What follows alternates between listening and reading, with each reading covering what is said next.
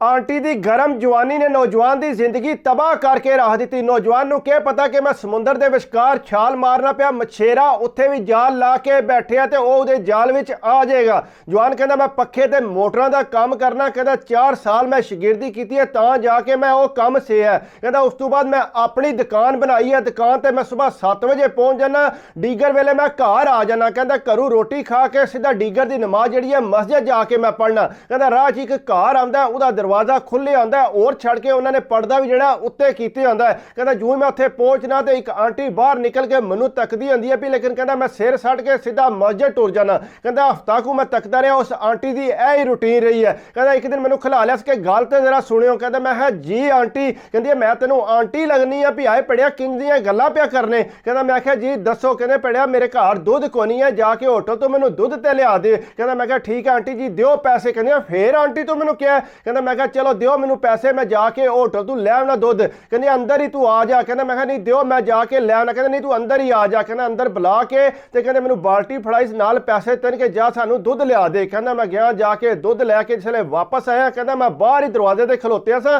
मैनू कहते आ जा लंघ गया। कहना मैं क्या फाड़ लो। कहना नहीं लंघ गया अंदर। कहना मैनू आंदे जा जाके किचन दे विच रख दे। कहना मैं किचन जाके बाल्टी रख दी। कहना मैनू कहते बह जा बह जा। कहना मैं नहीं मैं चलना, मैं घर जाना है। कहना मैं उथों घर आ गया। कहता घर आने तो बाद तकरीबन मेरी यह रूटीन है, राह चू मैनू डक लैंदी सी। कहता एक दिन इंज होया मैनू कहते भैड़ा अंदर आवी साडे पखे ते चेक करी। कहता मैं पखे जाके चेक किए उन्होंने सारे, लेकिन मैं पैसे भी उहदे कोलों कोई ना ले। मैं कहा चलो कोई गल नहीं तुसीं रहण दिओ। कहता उस तो बाद मैनू कहती है कि भैड़ा मेरा VCR नहीं चलता पिया, आके तकी तो सही उन्होंने क्या मसला है। कहता मैं कहा चलो मैं तुहानू तक देना। कहता जूं ही अंदर गया तो VCR की मैं उन्होंने दस्या कि इहदी तार लथी है। कहता पता नहीं पढ़िया मैं तो चलानी है, मेरे को ये नहीं चलता पिया, मैं ये कल ही लैके आई हाँ। कहता मैं जिसले VCR की तार लाई है तो सामने जिसले फिल्म चली है ना, कहते यकदम उदा त्राह ही निकल गया, नाल मेरा भी त्राह निकल गया। मैं फटोफट फिल्म बंद करने की कोशिश की है। कहता वो सी इंग्लिश फिल्म।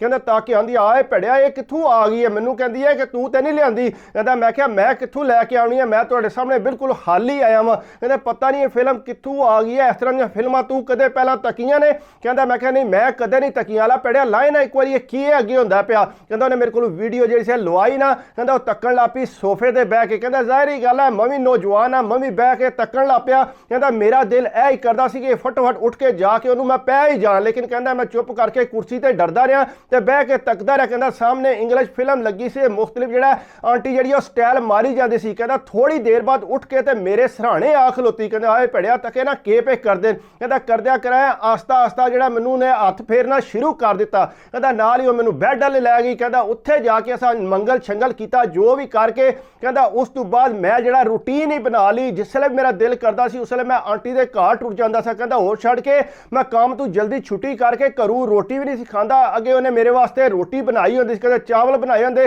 कदे बिरयानी बनाई होंदी। कहता इस तरह मेरी रूटीन उहदे नाल चलदी सी पई। लेकिन कहता एक दिन मैनू कहंदी है कि मेरे पैसे आए ने बाहरों मैं लैके आउणे ने, भड़िया मैनू नाल ते लै जा मैं लै आवां उत्थों। मैं कहा चलो कोई मसला नहीं, साडे घर मोटरसाइकिल पे है ए तू लै लै। कहता मैं कहा चलो ठीक है। कहता मैं मोटरसाइकिल बाहर कढ़िया उन्होंने नाल बिठाया। कहता बड़ी सोहनी चमकी दमकी बड़ी उन्हें परफ्यूम लाई। कहता जिसले बैंक गया उन्हें पैसे लेने, मैनू कहती है पैसे गिने ना। कहता मैं पैसे गिने। मैं कहा जा जी पूरे ने। कहते चल तू कोल ही ला लै। कहता मैं कहा नहीं मेरे को किधरे ढह ना पैण, इस वास्ते तुसीं अपने कोल रखो। कहता तू पैसे लैके जिसले निकले आ मैनू कहती आ कोई चीज़ खा लीए। कहता मैं कहा नहीं मैनू लेट होंदा पिया तो इस वास्ते मैं जाना। कहते नहीं आ भड़िया 2 मिनट रुक जा। कहता उत्थे लै गई मैनू जाके समोसा चाट खुआ ली, उस उत्थे बह के गप्पा शप्पा लांदी रही। कहता मेरे तू नज़र हटांदी कोई नहीं सी है, इस तरह मेरे ते दीवानी हो गई सी। बहरहाल कहता मैं फिर जिसले आस्ता आस्ता करद्या कराया उहदे बहुत ज़्यादा अटैच हो गया सा। घर दे भी मैनू आखदे सी पुत्तर के गल है जिसले काम तू आवने आके तू रोटी कोई नहीं खांदा, तेरी के रूटीन है हुण। कहता मैं क्या कोई नहीं बस मैनू भुख नहीं लगती, नाले मैं बाहरों कोई शै खा लैना इस वास्ते मैनू भुख कोई नहीं लगती। घरदियां नूं मैं जिहड़ा भला भलू सड़िया तो कहता मैनू अगू रो के आखदी है कि मेरा भरा बीमार है, उहदा पता करन जाना, तू मेरे नाल चलेगा। कहता मैं क्या लगा जागा कोई मसला नहीं। कहता मैं उन्हें गड्डी कराई तो उहदे नाल गया उहदे भरा दा पता करन। कहता वो बीमार सी चंगा भला। कहता उत्थे जाके पता पुता किया, वापस जिसले आया तो कहता बड़ी रोंदी सी पई। कहता मैं क्या चल चुप कर जा। कहता जाहिर गल है मैं उहदे हुण बहुत ज़्यादा क्लोज हो गया सा, मैं उन्होंने हर चीज़ नूं जानदा सा। कहता मैनू आंदी है कि तू मेरे नाल कराची चलेगा। कहता मैं क्या बिल्कुल हर उहदी गल नूं जिहड़ा मैं हामी करी आंदा सी। मैं कहा ठीक है कोई मसला नहीं मैं तेरे नाल जाण नूं तैयार हाँ। ਕਹਿੰਦਾ ਮੈਂ ਉਹਦੇ ਨਾਲ ਕਰਾਚੀ ਟੁਰ ਗਿਆ। ਕਹਿੰਦਾ ਜਿਸ ਵੇਲੇ ਕਰਾਚੀ ਗਿਆ ਉੱਥੇ ਜਨਾਬ ਜਾ ਕੇ ਮੈਨੂੰ ਹਸਪਤਾਲ ਦਾਖਲ ਕਰਾਇਆ ਸੂ। ਕਹਿੰਦਾ ਮੈਂ ਆਪੂ ਬਜ਼ਾਤੇ ਖੁਦ ਦਸਤਖਤ ਕਰਾ ਕੇ, ਕਹਿੰਦਾ ਉਹਦਾ ਭਰਾ ਵੀ ਉੱਥੇ ਨਾਲ ਮੌਜੂਦ ਹੀ ਸੀ। ਕਹਿੰਦਾ ਦਸਤਖਤ ਵਗੈਰਾ ਕਰਾ ਕੇ ਉਹਨੇ ਆਖਿਆ ਕਿ ਮੈਂ ਬਿਲਕੁਲ ਆਪਣੀ ਮਰਜ਼ੀ ਨਾਲ ਸਾਰਾ ਕੰਮ ਪਿਆ ਕਰਨਾ। ਕਹਿੰਦਾ ਬਹਰਹਾਲ ਜਿਸ ਵੇਲੇ ਮੈਨੂੰ ਦਾਖਲ ਕਰਾਇਆ ਨੇ, ਕਹਿੰਦਾ ਮੇਰੇ ਘਰ ਨੂੰ ਪਿੱਛੋਂ ਪਤਾ ਵੀ ਨਹੀਂ ਕਿ ਮੈਂ ਕਿੱਧਰ ਗਿਆ। ਕਹਿੰਦਾ ਮੈਂ ਉਹਨਾਂ ਨੂੰ ਸਿਰਫ ਇਹ ਹੀ ਦੱਸਿਆ ਸੀ ਕਿ ਕਰਾਚੀ ਮੈਂ ਕੋਈ ਥੋੜਾ ਜਿਹਾ ਸਮਾਨ ਲੈਣਾ ਤੇ ਉਹ ਲੈ ਕੇ 2 ਦਿਨ ਤੱਕ ਮੈਂ ਵਾਪਸ ਆ ਜਾਗਾ। ਕਹਿੰਦਾ ਮੈਨੂੰ ਤਾਂ ਨਹੀਂ ਸੀ ਪਤਾ ਕਿ ਹੁਣ ਮੈਨੂੰ